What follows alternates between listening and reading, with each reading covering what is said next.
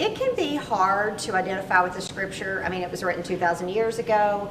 It often presumes lifestyles that are very different from ours.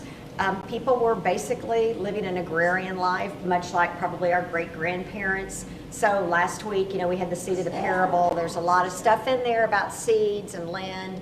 And today we're going to have a parable or a story, a miracle story about the water. And again, if you grew up kind of in the middle of the country, this stuff doesn't resonate with you as much. It didn't resonate with me as much until my son discovered sailing, went away to college to study marine science and be a sailor, and now directs the sailing program. And so I think about water a lot more and hurricanes and pirates and all kinds of things than I ever used to think about, especially if you knew my son, you'd know why I think about those things. But so in the scripture, the sea, and probably true in antiquity and all of narrative literature, the sea represents a place of danger and chaos and uncertainty.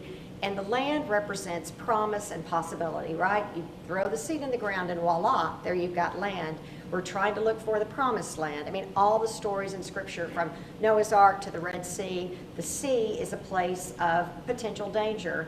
And it's also a place of transition. So it's sort of like the trading route. So they would go back and forth in boats, and the boats were really like what we think of as trucking companies today. So we find Jesus out on the sea and with the disciples, and the story is really an invitation for us in many ways to think too about, how do we live in a world that's chaotic, and how do we make the best of what we can do here? On that day, when evening had come, Jesus said to them, "Let us go across to the other side."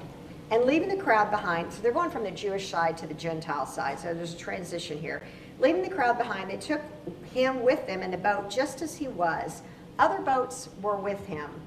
A great windstorm arose, and the waves beat into the boat. In Matthew and Luke, it's like tortured, like the boat is actually physically being tortured, so that the boat was already being swamped. But he was in the stern, Jesus was in the stern, asleep on the cushion, and they woke him up and said to him, "Teacher, do you not care that we are perishing?" He woke up and rebuked the wind and said to the sea, "Peace, be still," or really, shut up. Then the wind ceased, and there was a dead calm. So there's been a great storm and a great fear, and now we have a great calm. And Jesus said to them, "Why are you afraid? Have you still no faith?"